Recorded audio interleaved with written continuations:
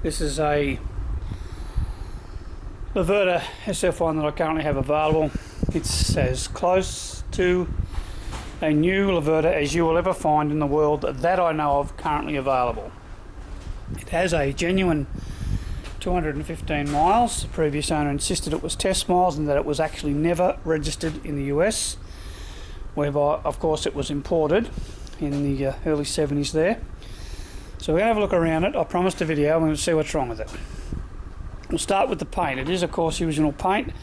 There's a chip just there, and there are, if you look close enough, very small depressions. Just one there, and I assume that was from the first owner, because the second owner had it inside his living room in his house, and it was heated 365 days a year. There is a mark there, one there, one there. So we'll have a look over the paint first. This side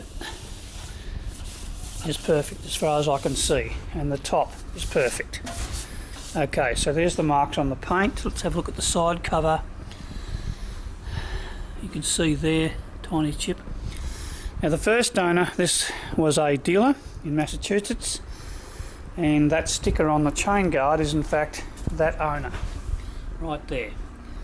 He had about 100 to 150 bikes. When he passed, they had an auction, and the gentleman in Ohio, the second owner, was a collector of Lavertas. He had 5 of them.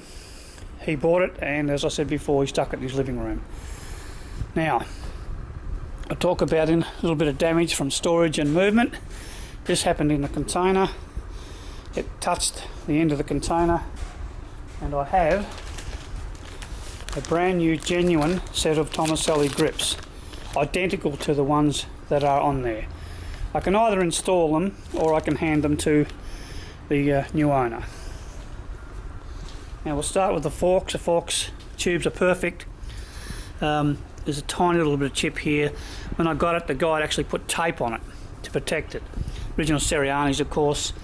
The rims are perfect. Front guard's perfect. Original tyres, of course. They're still quite soft, actually. Headlight's perfect. You can see there where the nut has been over tightened. This is a common occurrence because they have a steel nut and a plastic body, and people often over tighten them even when they're assembled. This one is perfect. Instruments are perfect. Handlebars, levers are all perfect. You can see there, a little bit of blemish there. That's got to be from the factory. The Italians weren't renowned for their brilliant paint. Now the mufflers are original. There is a small stain there from the battery. It's very light, but it is there. Rear shock is perfect, back wheel's perfect, and the tyre, of course, is the original. And you'll note here, just there, see there, they've been over tightened. There's a slight crack in each one. Just be aware of that. Back guard is fine, perfect.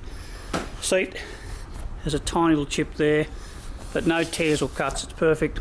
Chain guard, and there is a tiny little mark just there. That's from it being too close to another bike. Okay, so then we've had a good look at the cases. Are perfect, covers are perfect, pipes, header pipes, all brilliant. As I said, it's been the second owner used to take the plugs out every couple of months, place some Marvin's mystery oil in there and turn it over, just to keep everything lubricated. And then you did that every couple of months. All the cables are free. They all feel great, of course.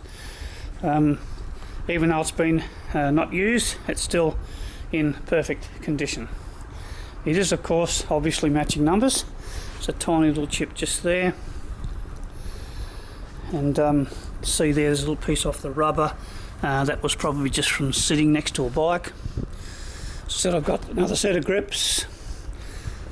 There's the number there, of course, and it's clearly shown. There's the number there. Alright, so there it is. Cosmetically, it has a few marks from storage and handling, but it is still overall a stunning machine. This bike is currently available.